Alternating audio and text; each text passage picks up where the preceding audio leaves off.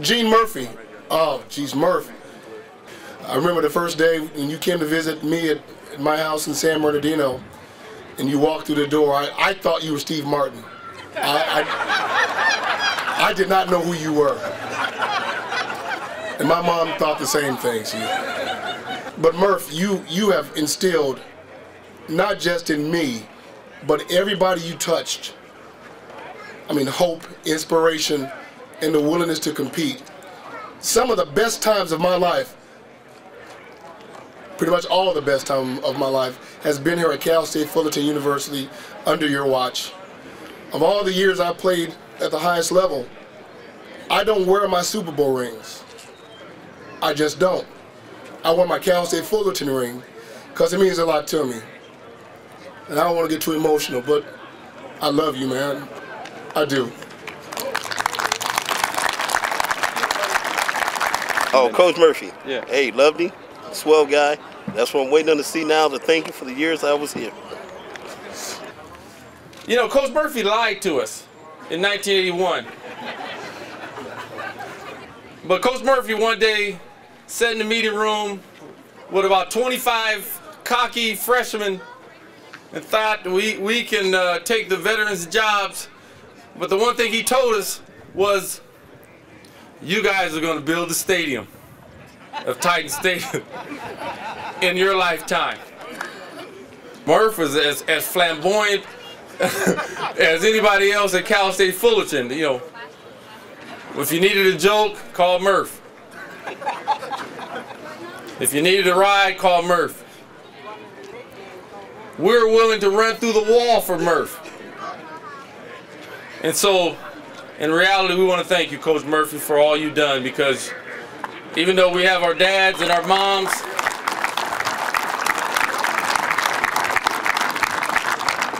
if we didn't have our dads and moms, we know that we would have a dad in Coach Gene Murphy, and so we appreciate that very much. Murph brought me out here from Northern Michigan University. He was from North Dakota, kind of the same weather patterns, and got to know Murph because, yes, we lived together for 6 months. And I don't know how many assistant coaches ever get a chance to live with the head coach, but we did. Murph and his family was back finishing up the semester, and I was a single guy, and I got to room with the head coach. And my 3 years, just 80, 81, and 82, were some of the best years I ever had. I had a chance also, people, to coach for some really good coaches. John Robinson, okay? Mike Holmgren, Bruce Snyder, a lot of very good coaches, and they're household names. I will tell you, I learned more from Gene Murphy about how to coach, how to be a head coach, how to do things with not only the team and the staff and the faculty and the boosters and the secretaries, tell you, and the president of the university. I learned more from Gene Murphy than all of those coaches put together. So if I had any success at all in this world, largely due to this man right here, Gene Murphy. I owe him so much, Murph. Thank you so much. You know I love you. What can you tell me about Coach Murphy? His cigar smell, man. He would walk around football practice, and you knew Coach Murph was watching you because you could just smell the cigar. And it's like, oh, Coach Murph is here. Well, you better do good. No, but Coach Murph, man, was a wonderful man. A lot of respect for him. Not only was he a good football coach, but he was a good mentor, a good teacher, and a good teacher not only in football, but again, those life lessons. He would translate that for you, and those are the things that you take away. And I'm sure all these other guys too would attest to that. Murphy saw something in us that he instilled us to believe. You're going to get better. Just keep staying with it and keep working at it. And we did. 1983, 84. We were real good. Wow. The influence he's had on my life, other than my dad, he's number one. Other than someone in my family. Just family, friendship, hard work, dedication, improvisation, believing, just Coach Murph is just such a family-oriented, fun-loving, committed. Just, you know, Coach Murph is the twinkle in his eye, and just his, you know, his wit and his humor and his, you know, I always say I learned how to love football in high school, but I learned how to play football in college. Nothing.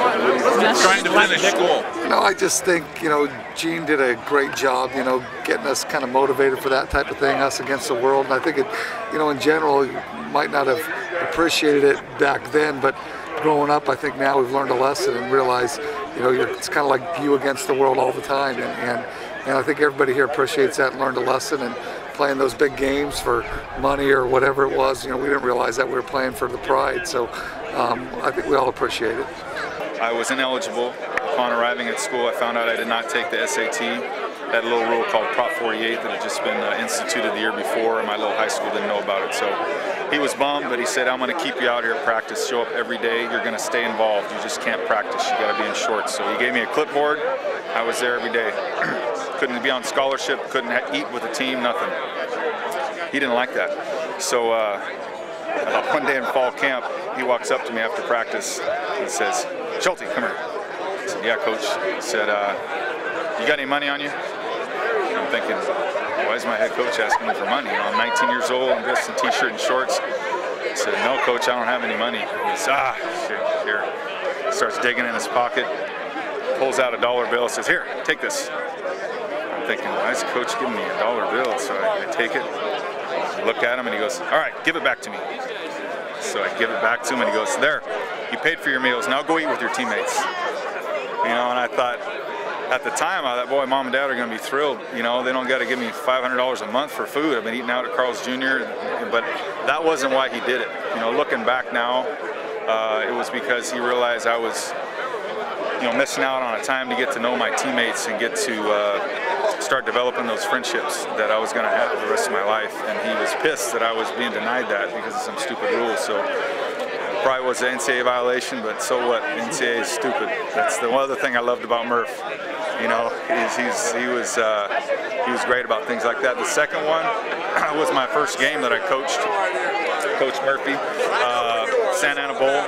They said, as a GA, they said, you and Tramble are in charge of driving Coach Murphy back after the game. And I said, okay.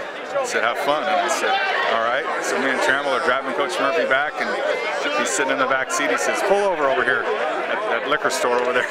Pull over, and he says, I always get a 12-pack of beer after a game. Go in there and buy me a 12-pack and some styrofoam cups. And so I was driving Coach Murph home as he was sipping a few cold ones after a game, relaxing. So that was just the start of me getting to know him on a more personal level and in our friendship. Obviously, he was great to play for.